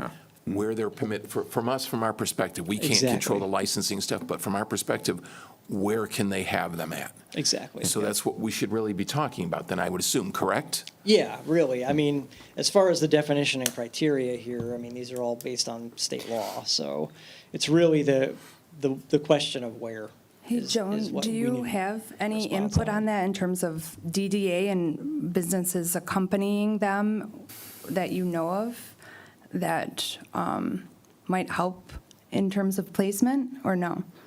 I know that it's outside of the DDA, but like, in terms of businesses being next door or abutting right to them, are there certain criteria that you think is important? No, I think those are outlined as far as odor and ventilation. In the downtown, it's not something we'd be looking at, because we're looking at more retail and foot traffic, not something that's closed in and you know, you're. But could we stop them if someone said, I want to bring it downtown? Not now, but I would have to say right off the top, wouldn't if we we just were to say, adopt this, we we don't could. want them in the downtown just because it's foot traffic. You can bring a lot of people moving along. You've got a building, even if it's properly ventilated, it's still going to be there. I just say that right off the top, would it be simple to say that we wouldn't want that in our downtown? Yeah, well, it's also as far as whether or not we want it in the Westgate, right? Because we've got some restaurants that are over there as well, right? So, but the fact that we're talking about two potentially existing, Wild Bill 1, but Wild Bill is in the Westgate. So, It is a what, did you say? Wild Bill is in the Westgate. So, Yep. do we want any more? And do the restrictions, would that encumber Wild Bill as far as whatever we may be thinking about? There'd be a non-conforming use, Okay. so All they're right. they're fine to keep operating. Okay, so then obviously for that, then we wouldn't necessarily need to apply Westgate in this because Wild Bill is already there and we don't want additional. But at the same time, we've got B1, B3. So off the wagon, just in case that still exists, that is. BRD2, Okay, and yeah, they'd be a non-conforming. and not existing as well, Yeah, okay. yeah. They would be denied? They'd be a No, non-conforming use. Non-conforming, yeah. Okay. yeah, Yeah. so. So, But I mean, I think that would be, I mean, they're denied, so that's fine, but that would be a good kind of place, right? It's isolated, there isn't people that are going to be walking by it all the time. I mean, can we figure out a way to look at Clawson and say, okay, well, that's the desirable place, if we're going to have this, that's where we want to keep it, where you're not having a lot of people having foot traffic through. I think if you're looking for less foot traffic, I would look less at the B1 and more at the B3. Because the B1 is a big strip of it down 14 Mile, for instance. And that's really, it's a sidewalk neighborhood. There's a lot of people who do walk through there. Right, Whereas the and B3, B3, yep. it's more generally located in more auto-oriented Yeah. parts of town. Yeah, you've got some other establishments. You've got the 808 shop, you've got the creative children's place that's there in B1. Yeah, Creative and Adventure Wonderland. Yeah. So, So B3, I think, kind of stands out to me as Yeah. the auto-oriented. So can we do that? Can we just say that that's where we want to limit them to? If you have this desire for this in Yeah, Clawson? you can do that. B3 is the place that you look at. You can do I'm that. just curious, as far as for the hideout and what they have there been any complaints? Not that we've ever. That's the thing, it's like, since they put that in, it's one of those that, I would have thought, the biggest complaint was when they were talking about putting a rooftop up there. That was when the neighbors came out. So the fact that, unless, everybody uses tobacco on the backside, I can't see, yeah, I don't know. It is pretty contained. Yeah, okay. Yeah, they're probably meeting some state standards or something. That, there's a pretty good chance they actually have the exemption and they're keeping it by meeting the public health code. Interesting. It's B3? Can you Seems to be a- show that on the screen? Ken, can I show that on the screen? We've seen maps before, right? So. Hold on a second. Okay. If I join the Zoom meeting, okay. Let's, hang on. I gotta get the link to it here. We used to use a little fob, so I wasn't sure if I needed that. Okay, so, that's the ZBA meeting. Here's the Planning Commission. There you go. See, that's when your laptop comes in handy. Well, I'm not connected I've to the never Wi-Fi, though. I was trying to prepare. We don't use laptops here. Sorry, I'm not fancy. We're 20th century technology. Oh, some people are. I got so used to doing this all with two monitors at Got a home. flip phone, yeah, don't talk about me. You've got a, I'm okay. you've got a burner.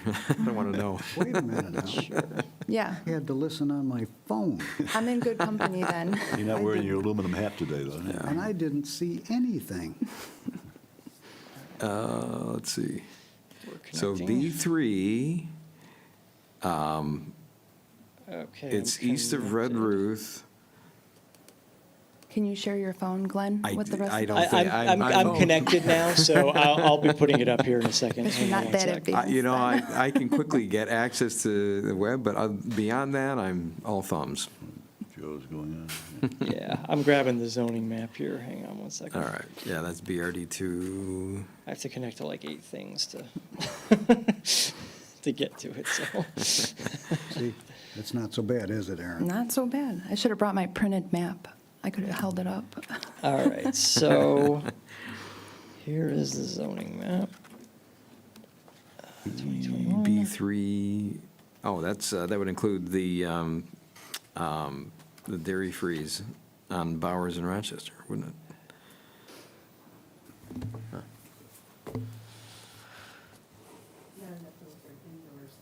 No, but I'm saying as far as, you know, if you have it next door, right, that's, All right, so we've got the which is zoning be map what, up there. yeah, And B3 is here on North Main. yeah.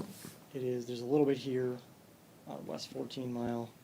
And then you've got this over here at Rochester and 14 Mile. There's Yeah. your B3. So, as far as what's there now, obviously you've got the 7-Eleven gas station on the corner, you've got Wendy's, Val's Pet Supply, you've got couple strip malls. the steakhouse. And then on the south side of 14, Strip malls. There's at least one strip mall in that. is there a church over there, or is that in the L1? That'd be in the L1, right? The church is in. I don't remember what street that's on. I think the church is 01. Okay. Yeah, Oh, you're right. 'cause It's the 01, B2 it's is the- part 01 okay. and part R2. Yeah. Can you list the permitted usage in B3? Permitted uses in B3? Sure. Okay. The permitted uses in B3 are, You want- I'd be interested in got it? taking, All right. yeah, thanks. so the principally permitted uses in the B3 district are, and I can even switch the share so that you can see this and follow along.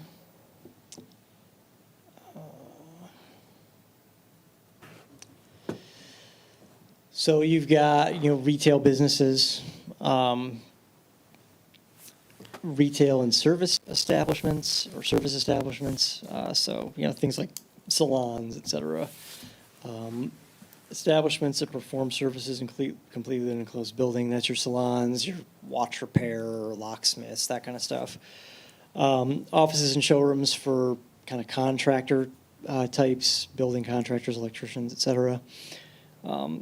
Schools for occupations, professional or technical training. Newspaper offices and printing shops. I think that one's maybe reflective of a different era. Hotels, bus passenger stations, showrooms, sales rooms, or offices for new and used automobiles, but that's all got to be indoors.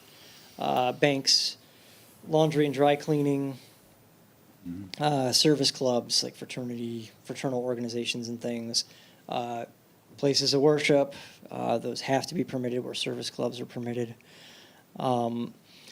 Standard and carry-out restaurants, theaters, family daycare. And then when we look at the special approval uses, you've got your car washes, open-air businesses, motels, outdoor retail sales of plants and lawn furniture and stuff, fast food, drive-ins, drive-throughs, things like that, automobile filling stations. I don't think a drive-in theater is ever going to fit on any of those lots. Commercial parking garages, coin-operated amusement establishments, i.e. arcades, municipal, regional, state, and federal buildings. Indoor recreation uses like bowling alleys, tennis clubs, and then veterinary hospitals, and then you've got childcare centers, which are larger than the other childcare use that was listed above, the family daycare homes. So that's what's permitted there now. Joe, did you read like the objective of it? I know I'm not using the right word, but like. Oh, yeah, the intent statement of the district? Yes. So the intent of the B3 General Business District is to provide for a variety of commercial uses, including more intensive commercial uses not permitted in the B1 and B2 districts, which can be incompatible with pedestrian movement. And that refers primarily to drive-throughs. B3 district is intended to permit commercial establishments that cater to convenience and comparison shopping needs of the entire city and a substantial area of the surrounding region beyond the municipal limits and therefore are located so as to serve passing traffic. Because of the variety of business types permitted in the B3 district, special attention must be focused on site layout, building design, vehicular circulation, and coordination of site features between adjoining sites. General commercial facilities should be compatible in design with adjacent commercial development. Planned development may be permitted as a means to achieve the basic intent of this district in accordance with the guidelines in section 34661. So it's really looking for the more intense business uses in B3. And steering them more away from B1 and B2. And I think, in general, the consensus here seems to be that this is a more intensive business use. Yeah, which to me indicates that you're thinking along the lines of permitting it in B3 is appropriate. I'd like to do we need to make a motion? You don't necessarily need a motion, but if that's what you want, I can Draft the language. identify that as the B3 district, and then all we have to do is make the amending ordinance that says it becomes a permitted use in B3, and, there's really not much language to it to draft for that. It's just kind of an item in a list. Would everyone agree with that? Does that seem fair to everyone? Well, you still have to bring it in front of us if we're going to change the ordinance, right? Yeah, well, it'd still need a public hearing, yeah. So, yeah, I mean, Um, B3 sounds good. So I think you've got the draft language, and if we put it in B3, I think if you wanted to, you could set a public hearing on this one. Okay. And we could do it concurrent with the EFS one, Ooh, good. because they'd both be at the first August meeting. Perfect. Anybody opposed? Just, okay. Yes. What have you thought of? If I was trying to have an establishment where I was trying to attract people to do cigar bar,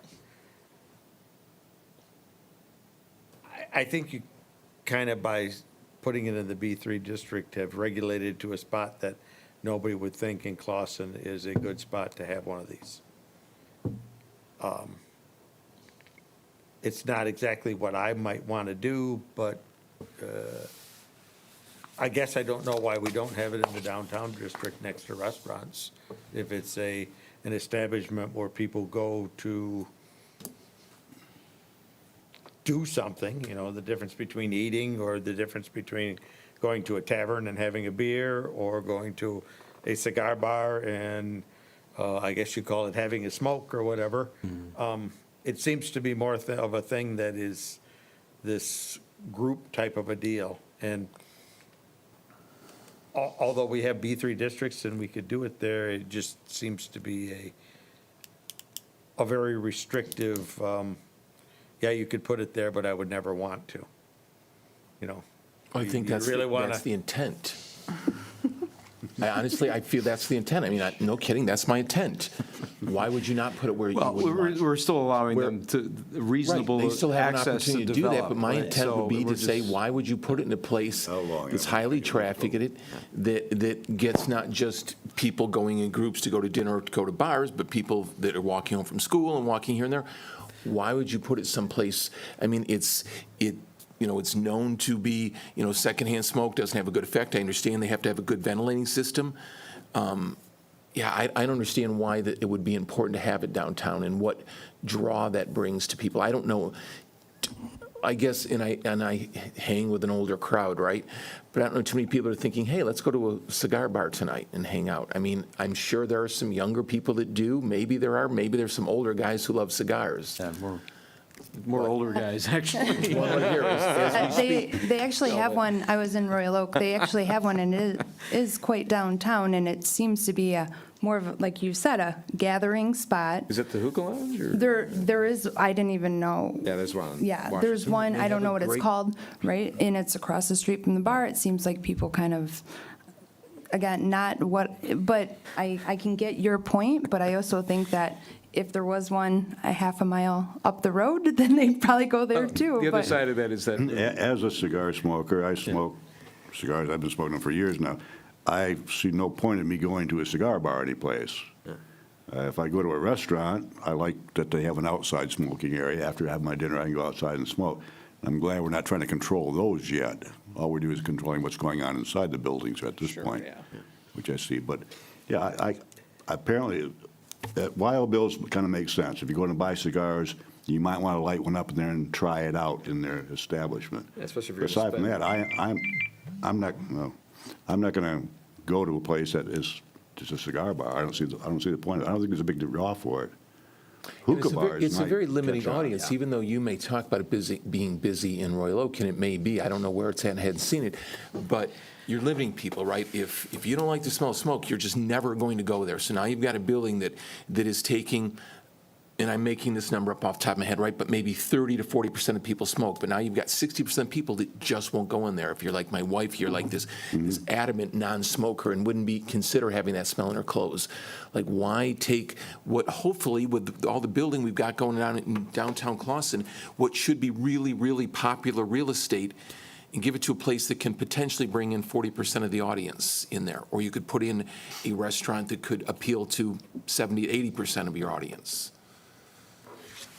This fits there. I do find clothes that fit me there. Oh, okay. I didn't know you were a frequent redhead. Oh, the other side of that. I thought it was but women's. I'm kidding. Okay.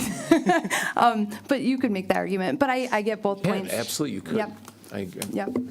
But people aren't opposed to hips. You know, people don't go, I wouldn't go there because they don't sell my size. But smoking, you do it. People are militantly against smoking. So you do. So you're saying, hey, let's put it into a really valuable place, something that a great portion of the audience won't like. Hips, they won't go because they carry my size, but I'm not opposed to that. It's not offensive to the senses. Well, that's why I was asking Joan if she's heard anything about, like, yeah, there's filtration, but does that mean, like, the person next door, those people really don't smell those things when they're right next door? And does it affect neighbors and businesses having complaints about their customers being next door while someone's consuming hookah? I don't know, because we haven't had, Yeah. any. Yeah. But I know that downtown, our master plan calls for things that are open windows, people can see merchandise, or people, they come in, they want to shop, or they want to eat, and they want to see other people, and that's the whole intent of the amount of glazing we ask for, the fact that we don't want windows tinted. That is not what you get at someplace like a cigar bar.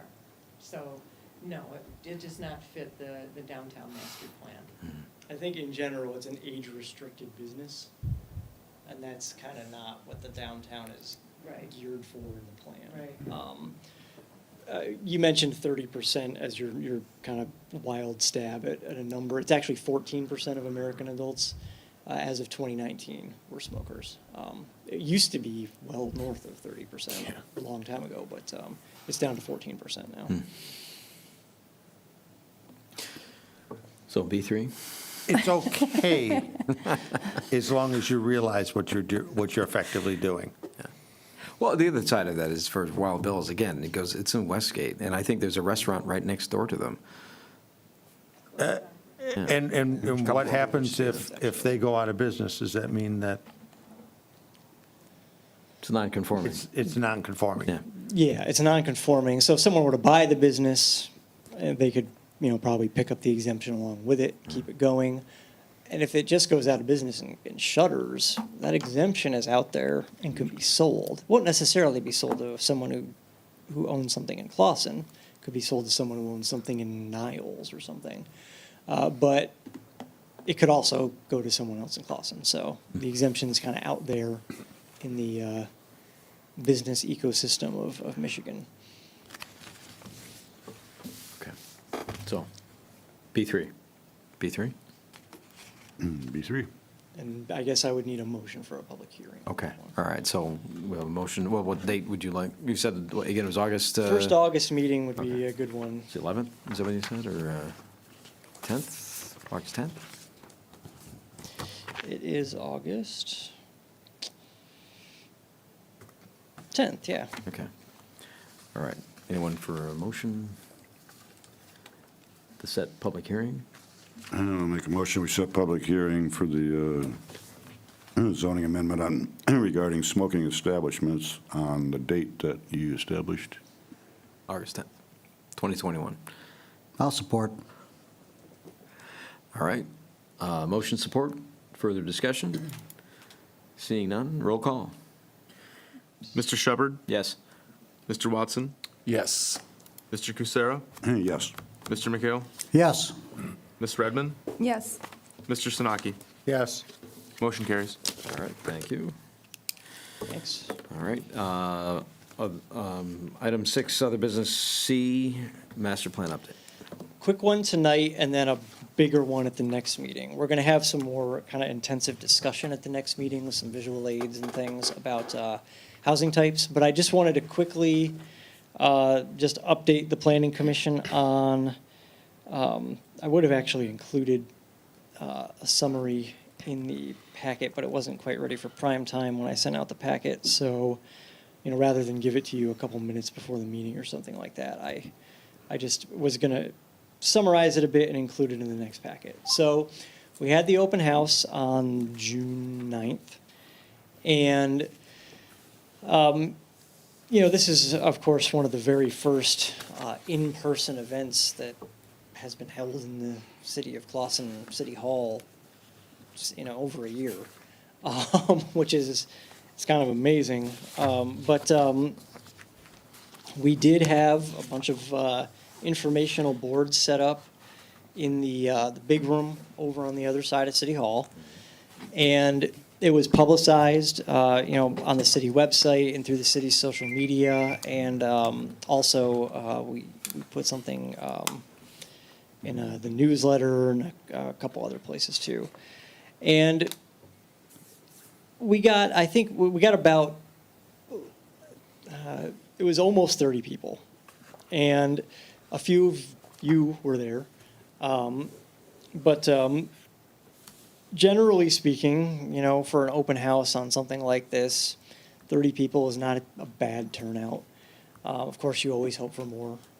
But I think given the circumstances, when we were just kind of coming out of this, you know, weird COVID time and people weren't sure if they were still supposed to be wearing a mask and what building they were supposed to be going into, really, about 30 people is not bad. And we did get some responses to, you know, what we were asking about.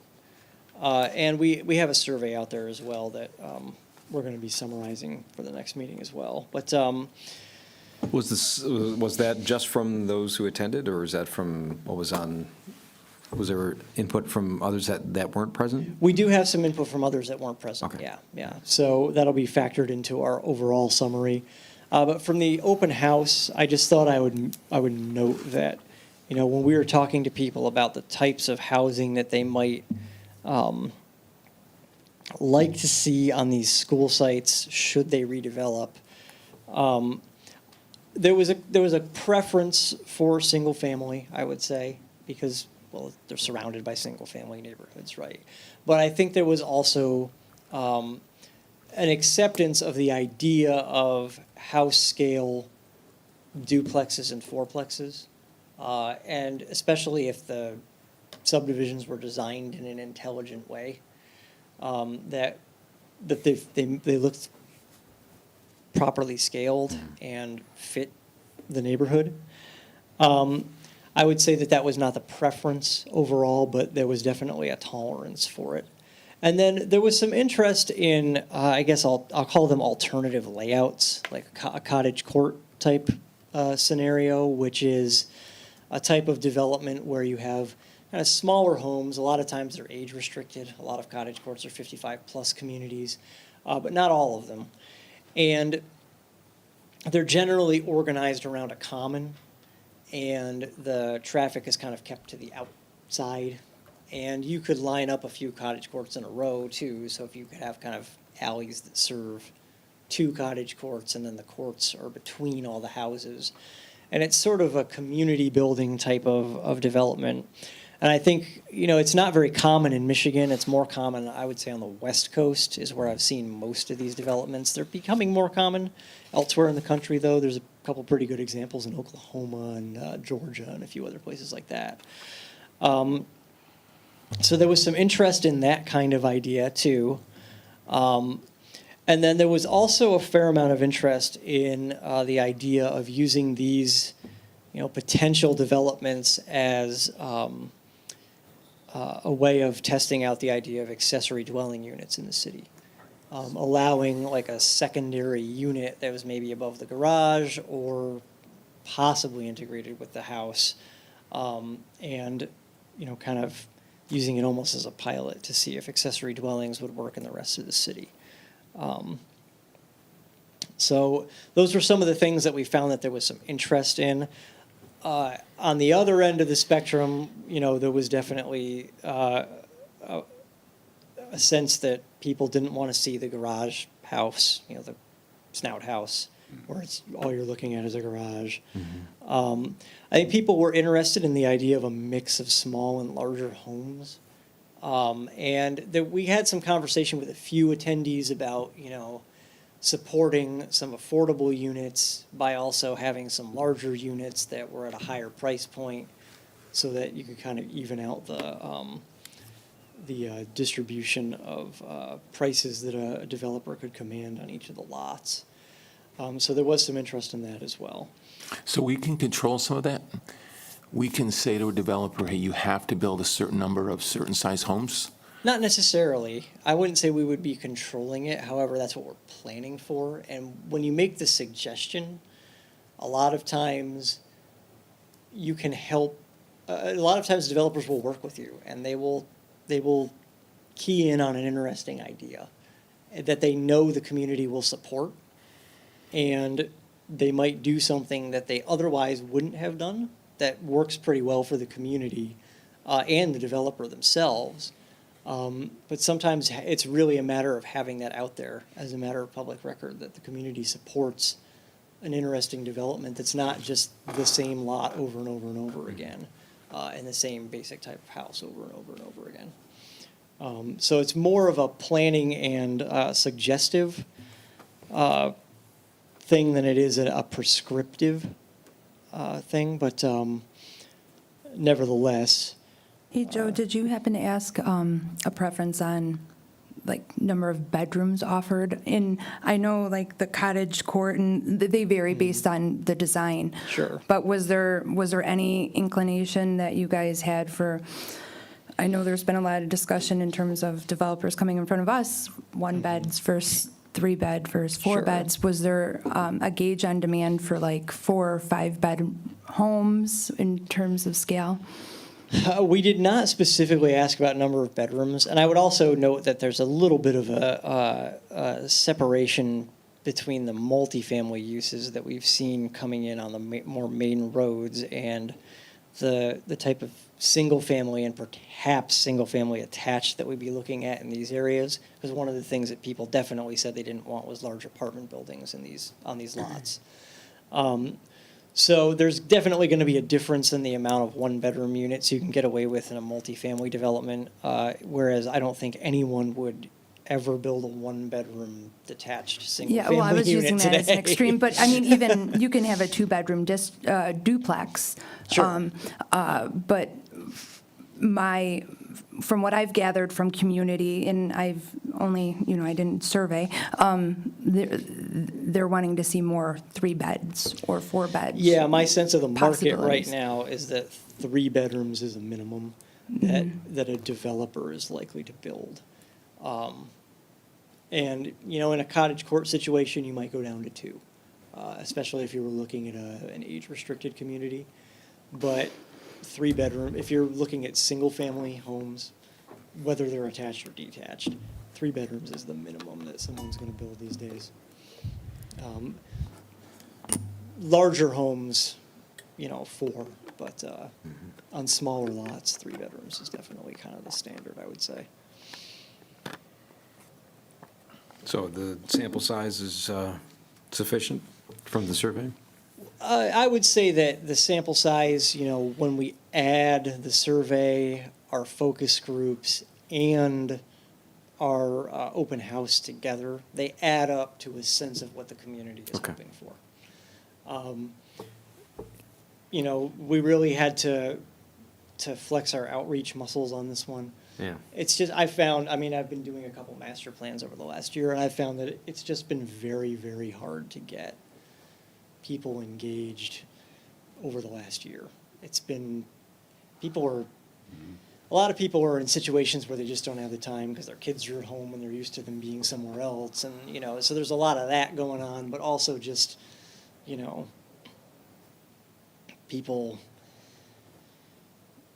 people just have had other things on their mind, I think, Yeah, people have been used to having things delivered to their door, too, I think. But, Sure, yeah. But just as far as just in getting the right input, if you had enough, if you think they needed additional, Yeah.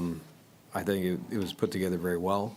I was glad to see who came out, glad to see our superintendent there, because that's going to be an impact as well, as far as the upcoming August 3rd vote for school bond. And that'll have a big impact as far as where we go with this. Sure, yep. The Yeah, other thing ultimately, too, it's just gonna make a FYI, difference. so the Baker area behind the administration building where that ball field is, that's a swamp. So, May not be a designated wetland, no, that's a but- definite wetland over there. But it's So, wet. anyway. So, yeah, somebody who's going to develop that at some point in time in the future, if that's the way we go, anyway. I can imagine that once we actually do vote and the millage is right in front of people's faces, that there might be a whole lot more community Right. involvement as Yep. well, once it's stirred up a little more, And my thought is that we will probably obviously we'll have a public hearing because it's a master plan update, but prior to the public hearing, we're probably going to want to do give people one more opportunity to, kind of see what we've developed and then weigh in on it. But I think based on what I've heard so far, if we follow the general summary that I just gave, people will be pretty pleased. Because I think the fear is that something way out of proportion is Yeah. going to happen, and they're not going to have any control. Any questions? Yeah, go ahead. Yeah, going back in time, I did make a mention of another option. What if a private school took the property? From what I've heard from the superintendent, is that they're going to try to make sure that that doesn't happen. They do have ways of ensuring that, I don't even know if, this is, And that's not even on one of their agendas, like, they have a list of the 4 different criteria they're going through, and that was not one of them at all on there. No, No, I understand it well, wasn't. from my question when we were going over things with the school was, well, why are we paying to take the buildings down when potentially we can have a developer, do a brownfields on these buildings because they're way outdated? And that was his response, is that they'd like to remediate and remove the buildings completely so that they don't potentially get bought out by a private school. So I'm sure that the school is making sure that that doesn't happen in many ways. Well, can they do that legally? Sure, Yeah. well, they can It's their choose who to sell property. the Yeah, it's their property to. property. Yeah. Well, I It's their understand property, it's their so- property, no question. I mean, I was on the school board 16 and a half years, so I know that. But I'm just saying, restrictive-wise, as far as selling or restricting the sale. Well, if they remove the building, it's not as appealing maybe to a private. Right, if Yeah. the Yeah. building's gone, yeah, then it's just land. But I guess to entertain the hypothetical, the list of uses permitted after special approval includes parochial and private schools in the R1 and R2 districts. So if someone were to come in wanting to do that, they could prospectively apply for special approval for a public or for a private school. Do we need to put them in the B3? In the hookah bar? Next to smoking spot? Yeah, I imagine that the school system is going to be pretty rigorous about its choice of That's a wrinkle. purchaser. Anyway. If I may, Yeah. I know one reason that they're looking at removing Shalom instead of Kenwood is due to the infrastructure at Shalom too, Sure. which would probably deter that happening regardless of the choice of another school buying it out. So the infrastructure cost to fix a building is an absurd amount of money from what I've heard.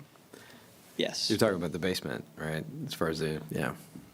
The other thing too is that the Kenwood, that's the only park on that side of south of 14 Mile. Yeah.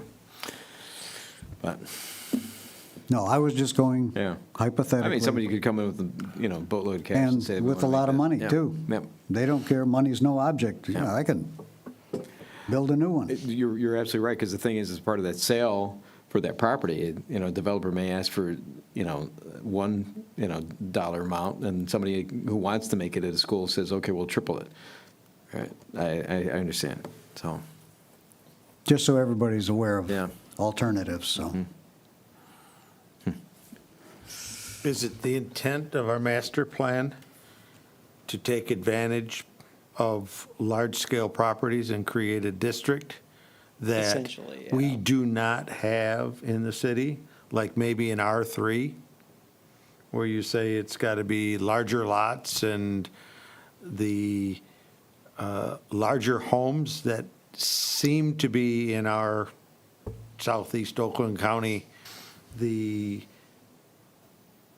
only new homes that are being built as single-family homes are to replace much smaller homes on appropriately sized lots. So I would think that that might be one of the objectives of the planning commission is to look at the availability of two relatively larger parcels and say, what don't we have in the city in residential, in the R district, not the multifamily, not the other things, and say, can we take that to advantage? Because we've got plenty of areas that are designated for multifamily or planned unit developments. That might be a thing that the planning commission might want to recommend. yeah. And certainly going to be part of our discussion at the next meeting. Yeah. So. Yeah, because part of it, from the discussion that the schools had, and someone can correct me on this, I thought they had a dollar value that one of the developers had given them as far as what the sale of Kenwood would be. And when I heard the number, I'm like, you're getting robbed as far as what the dollar value was. And so, and I've brought it up before, I don't think we would want a Normandy Oaks sandwiched in those corners like they have over at Delamere and Normandy. Anyway. Okay. Any other questions? Nope. Okay. All right, moving on, item 7, planners report. We are tantalizingly close to having a site plan for 655 South Main. It was submitted and there was still some stuff that needed to be corrected, so they're correcting it. So any day now, we're gonna have something on that. That was my main thing. Tonight, I'll handle the legal update too. But on that property, they have a, what is it, a stop work? Okay, all right. Which property? I didn't hear that. Church across. 655 South Main, yeah. Okay. Church, yep. 2020, we stopped I work. was going to say, it's almost been a year. Yeah, Stop just work. about a year, yeah. So, yes, it's been a long and winding road, but we're almost there. Any other site plans coming up? Maybe we had that one, what was it? Hungry Howie's? Hungry Howie's gonna, Okay. should be coming. Shoot, there was one that It's totally slipping my Is mind that- right now. That was the stop work, Settled. too. Yeah, but they still have to come up with a site plan. Oh. All right. But, yeah, there's been a few conversations, but, I don't know that anything's imminent. Okay. Um, Did Downtown Charlie's need a site plan for what they were doing with, no? Okay. And then the other thing, I did want to mention that 625 North Main, the bank and the funeral home that came in with the site plan together, they, for the moment, have opted not to move forward with the project. So I just didn't want anybody to be wondering, like, why has nothing ever happened? Well, I with was that? wondering, those trees are still there. I'll take them down Yeah. already, right? They haven't moved forward with their ZBA variances that they were going to need to execute the plan. And what we heard from the applicant was that they are not moving forward at this time. Subject to change, of course. Yeah. But, for So the how moment, long they're do not. they have that? They have it for a year? Their approval lasts for a year, Yeah. so they've got time to change their mind. But I don't know that they will. Okay. On the other hand, 1,000 North Crooks, their expansion is going to be at the ZBA on Thursday for their parking variance. Yeah. So they're definitely moving forward. And that was it for me. Okay, that's plans report. Staff report and training opportunities, item 8. Did you want to go through anything? I've got your report here if you want. And I think everything was in the report. Were there any questions? I think you've probably all seen the progress on the ACE development, the Yep. second story being framed in. Next week, in the hardware store, they'll be moving everything away towards the south end of the building, because they're Away gonna be from the south working end, right? towards, they're gonna move product to the south end, because that north wall. Oh, no, okay. Let me take that Yeah. back. The south wall is coming up Yeah. to be redone. They already Um, started to take the masonry already down. Yeah, they put plywood up, so they're gonna be, so we'll see, a new facade there, which is nice. The Weiss Distilling sign. Love the sign. Went up today. Love the sign. Yep, and there is a new business moving into 1 South Main. So they are not changing facade at all, there's no site plan required, they're just doing, they just need building electrical and mechanical permits, so. Which one is this? The old Da Nang building, Oh, okay. Oh, okay. All right. That was a new business moving in there? restaurant, yeah, Korean fried chicken, Okay. this is what it is. So, Okay. The alleyway and the concrete, in progress. okay. Well, there's also there's also the sidewalk on Charlevoix on both sides, as far as, because, yeah, it's just asphalt, or not asphalt, it's just asphalt right now. I think they were moving forward, and I'm not sure. That I don't know about, I have to check, I haven't heard. I just thought they would be pouring concrete by now. Maybe they have, we just haven't walked down that way in a while, but, Yeah, so, yeah, no, yeah, well, that's tomorrow's development team meeting. Okay. I see Other the than old that- Lims Palace on here, so. is Nothing it- he apparently has backed out. He has the site plan for, that passed, and then, Oh, then he backed up, okay. yeah. Boston Auto Sales is making some improvements. They just resealed their parking lot, and they are looking at doing some paint, maybe putting up an awning. I haven't seen his yet, but we've been talking to him, so. Wants to make it look a little better, possibly a mural, so. he's keeping John Voight's LeBaron in the back? I don't know. I haven't No, seen okay. the cars. So, anyway, I think All right. that's it for anything new. Yeah, I can't Thank think you. of anything else, other than, yeah, I think when I saw the sign go up for Weiss, I'm like, yeah, that's right, that's what we did to prove it, didn't we? That's awesome. Oh, and then, was it Luton's? They have their sign out now, Yeah. rather than the, yeah, And that's, there's also a new sign on the, what was Pure Balance Massage, which is now gonna be Moxie. It's a beauty business. Okay. And they'll be getting their C of O soon. okay. All right, thank you, Jim. 9, legal update. Yeah, Rennis provided a a memo to you, and I'll handle kind of summarizing it. So, we've been talking a lot about cannabis recently, and we're going to be talking more about it.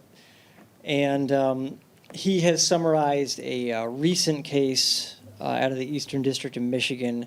It was a case that sprang from a particular policy of the city of Detroit.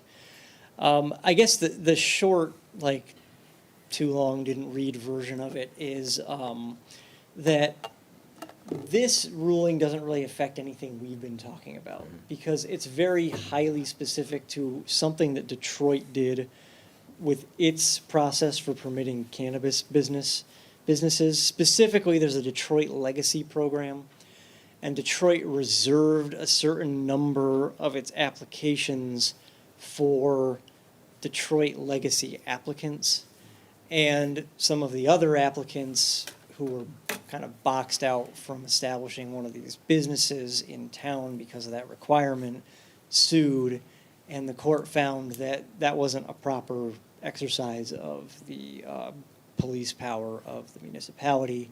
So Detroit's having to rethink how it does cannabis permission. And we haven't been considering doing anything like that in the ordinances that we've drafted. As far as restricting just to residents Yeah, who exactly. suffered under the war on drugs for I've 30 been here for years ago. 25 years. Yeah. So I think that should give me some leeway. So, It so does. yeah, it doesn't really truly affect anything that we're doing.